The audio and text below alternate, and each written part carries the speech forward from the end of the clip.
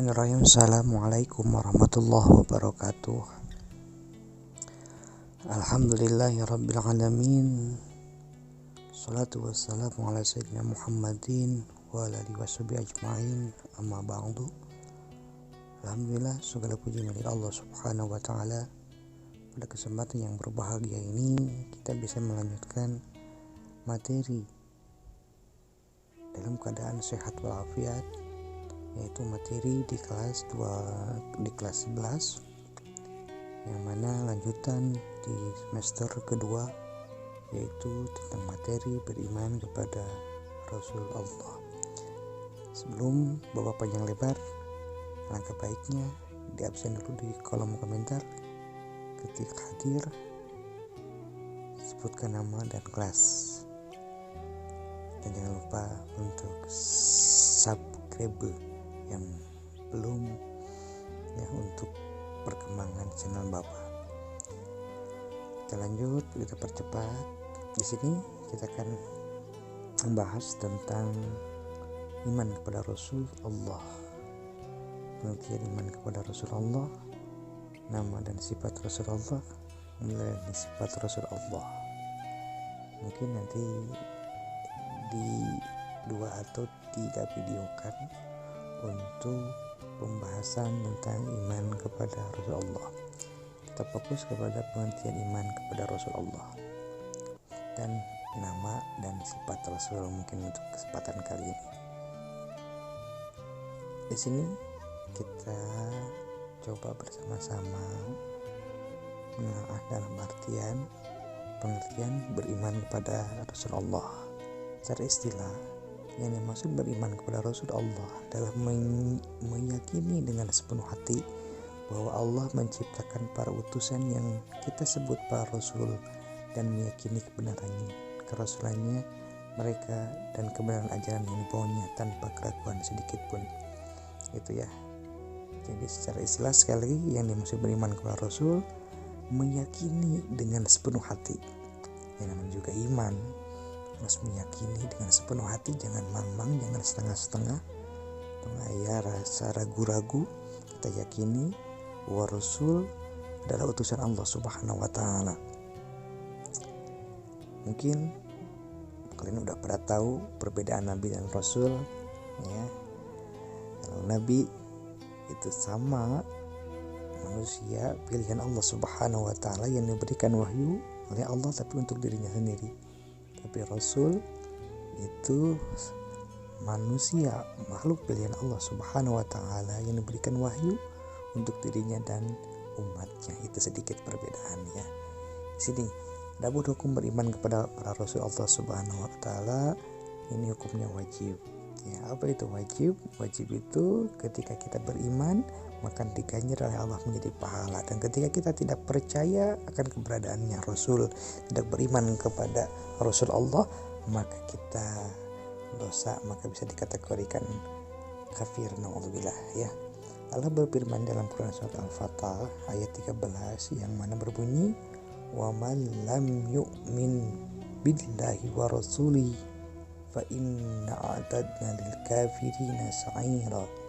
Yang artinya, barang siapa yang tidak beriman kepada Allah dan Rasulnya, maka sesungguhnya kami telah menyediakan untuk orang-orang kafir itu neraka yang menyala-nyala, naudzubillah. Ya, jadi kita harus meyakini dengan sepenuh hati bahwa Rasul adalah utusan Allah Subhanahu wa taala. Lanjut. Di sini cara mengimani para Rasul Allah. Yang pertama, tidak boleh membeda-bedakan bahwa semua Rasul yang disebutkan dalam Al-Quran itu kita yakini dan kita akui kebenarannya, dan kita tidak boleh membeda-bedakan kerasulan mereka. Semuanya utusan Allah Subhanahu wa taala, tapi ada kategori yang mana ada Rasul Ajmi, ya. Nanti mungkin kenapa disebut begitu, kenapa punya gelar gitu, nanti mungkin Bapak akan jelaskan di sini, ya. Sini pun Allah Subhanahu wa taala berfirman dalam Quran surah Al-Baqarah ayat 285 yang berbunyi, la nufarriqu baina ahadin minar rusuli. Kami, kata orang-orang mukmin, tidak membeda-bedakan seseorang dari rasul-rasulnya. Ini semuanya sama, ya. Semuanya mengajarkan, membawa ajaran ketauhidan, yaitu keesaan Allah Subhanahu wa taala. Sini pun sama, ada Quran surat An-Nisa ayat 136. Di sini nanti mungkin kalian boleh dicatat karena ini hal penting ya. Di sini, wahai orang-orang yang beriman, tetaplah beriman kepada Allah dan Rasul-Nya, dan kepada kitab Al-Quran yang diturunkan kepada Rasul-Nya, serta kitab yang diturunkan sebelumnya.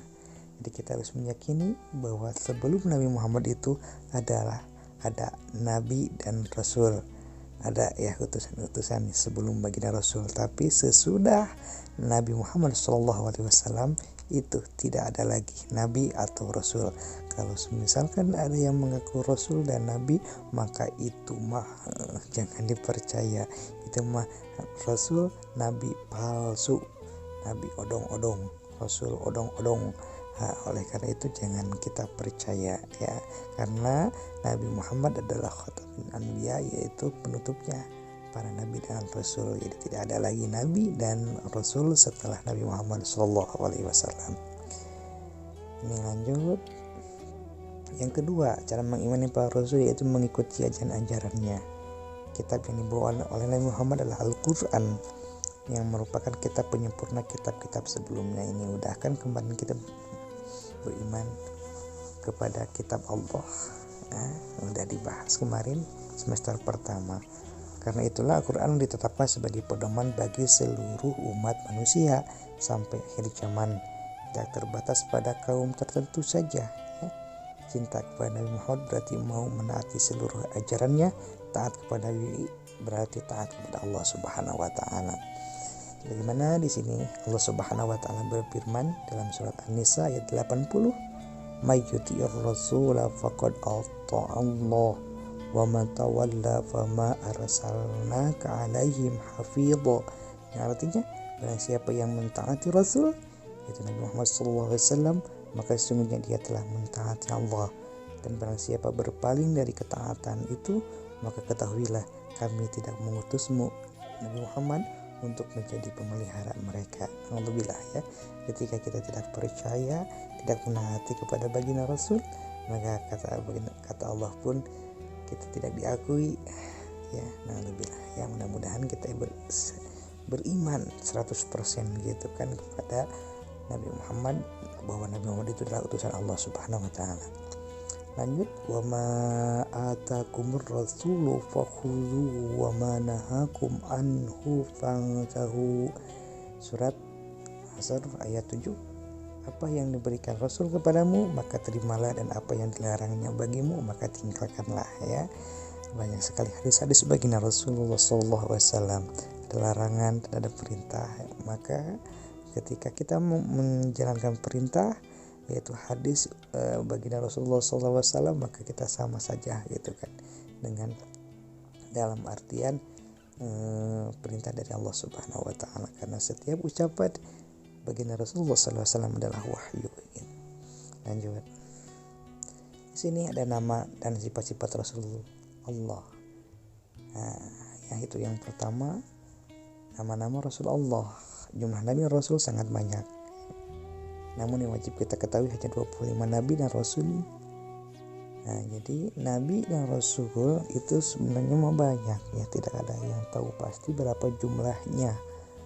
Di dalam sebuah kitab ada yang menyebutkan, para alim ulama, bahwa jumlah nabi itu ada 12.400 ya. Terus kalau rasul itu ada 313, ada yang menyebutkan 314 dan 315 ya, wallahu alam. Hanya Allah yang tahu pasti berapa jumlahnya gitu ya. Tapi yang dalam artian yang harus kita wajib ketahui ada 25 nabi ya dan rasul di sini.